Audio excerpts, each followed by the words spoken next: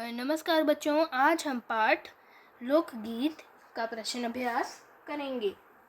प्रश्न 1, निबंध में लोकगीतों के किन पक्षों की चर्चा की गई है, बिंदुओं के रूप में उन्हें लिखो। उत्तर, इस निबंध में लोकगीतों के निम्नलिखित पक्षों की चर्चा हुई है। लोकगीत लोकप्रिय होते हैं। ये शास्त्रीय संगीत से भिन्न होते हैं। ये गांव देहात की जनता के गीत हैं। इन गीतों के लिए किसी साधना की आवश्यकता नहीं पड़ती। ये गीत त्योहारों और फसल कटाई, बुवाई जैसे विशेष अवसरों पर गाए जाते हैं। प्रश्न 6, इन गीतों की रचना गांव के ही लोगों के द्वारा हुई है। प्रश्न 7, ये गीत बिना किसी विशेष बाजे की मदद से भी गाए जा सकते हैं। अब हम करेंगे अपना अगला प्रश्न अर्थात प्रश्न 2, हमारे यहाँ स्त्रियों के खास गीत कौन कौन से हैं। उत्तर, हमारे यहाँ त्योहारों पर नदियों में नहाते समय के, नहाने जाते हुए राह के, विवाह के, मरकोड़ ज्योनार के, संबंधियों के लिए प्रेम युक्त गाली के, जन्म आदि के गीत स्त्रियों के गीत हैं। इनको स्त्रियां ही गाती हैं। इसके अतिरिक्त कजरी, गुजरात का गरबा और ब्रज का रसिया भी स्त्रियों द्वारा गाया जाने वाला गीत है। प्रश्न 3, निबंध के अनुसार या निबंध के आधार पर और अपने अनुभव के आधार पर तुम लोकगीतों की कौन कौन सी विशेषताएं बता सकते हो। उत्तर, लोकगीत की निम्नलिखित विशेषताएं हैं। लोकगीत गांव के अनपढ़ पुरुष व औरतों के द्वारा रचे गए हैं। इनके लिए साधना की ज़रूरत नहीं होती। ये त्योहारों और विशेष अवसरों पर ही गाए जाते हैं। वास्तविक लोकगीत गांव व देहात में है। स्त्रियों ने लोकगीतों की रचना में विशेष रूप से भाग लिया है। लोकगीत ढोलक, झांझ, करताल, बांसुरी आदि की मदद से गाए जाते हैं। प्रश्न 4, पर सारे देश के अपने अपने विद्यापति हैं। इस वाक्य का क्या अर्थ है? पाठ पढ़कर मालूम करो और लिखो। उत्तर, इस वाक्य का अर्थ यह है कि भारत के प्रत्येक क्षेत्र में गीतों के रचनाकार एवं गायक हुए हैं, जैसे कि मैथिल कोकिला विद्यापीठ।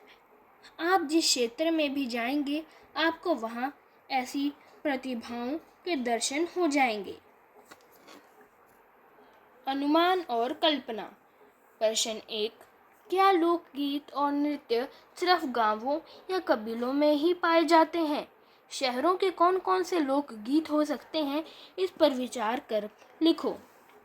उत्तर, लोकगीत और नृत्य अधिकार गांवों या कबीलों में ही पाए जाते हैं।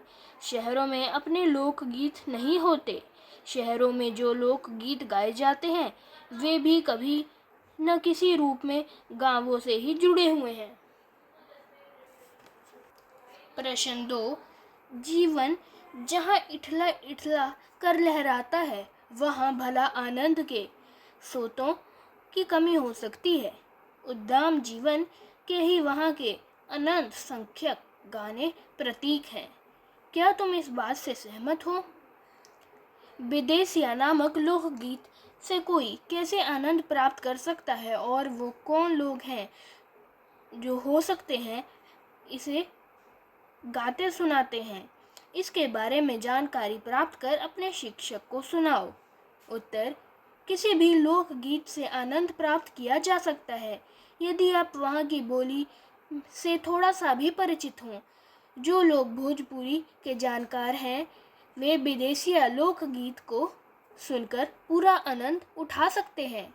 इन गीतों में रसिक, प्रियों और प्रियाओं की बात रहती है। इनसे परदेसी प्रेम और करुणा का रस बरसता है। भाषा की बात। प्रश्न 1, लोक शब्द में कुछ जोड़कर जितने शब्द तुम्हें सूझे उनकी सूची बनाओ। इन शब्दों को ध्यान से देखो और समझो कि इनमें अर्थ की दृष्टि से क्या समानता है। अब इन शब्दों से वाक्य भी बनाओ। जैसे लोक कला। उत्तर लोक कल्याण, लोक सभा, लोकोकित, लोक संगीत, लोक भाषा। अब हम लोक कल्याण से एक वाक्य रचेंगे। साहित्य वही है जिसमें लोक कल्याण की भावना हो। लोकसभा, भारतीय गणतंत्र में लोकसभा के सदस्यों का चुनाव जनता करती है। लोकोकित, पुराने जमाने में लोगों द्वारा कही गई ज्ञानवर्धक बातों को जो आज भी उसी तरह अपना महत्व रखते हैं को लोकोकित कहते हैं। लोक संगीत, लोक संगीत का अपना अलग ही आनंद है। लोक भाषा, पुराने जमाने में संस्कृत भारत की लोक भाषा थी। प्रश्न 2, 12 मासा गीत में साल के 12 महीनों का वर्णन होता है। नीचे विभिन्न अंकों से जुड़े कुछ शब्द दिए गए हैं। इन्हें पढ़ो और अनुमान लगाओ कि इनका क्या अर्थ है और वह अर्थ क्यों है। इस सूची में तुम अपने मन से सोचकर भी कुछ शब्द जोड़ सकते हो। इकतारा, सरपंच, चारपाई, सप्तऋषि, अठअन्नी, अठन्नी, तिराहा, दोपहर, छमाही, नवरात्र। उत्तर शब्द इकतारा, एक तार वाला बाजा अर्थात एक वाद्य यंत्र। चारपाई, 4 पैरों वाली खाट।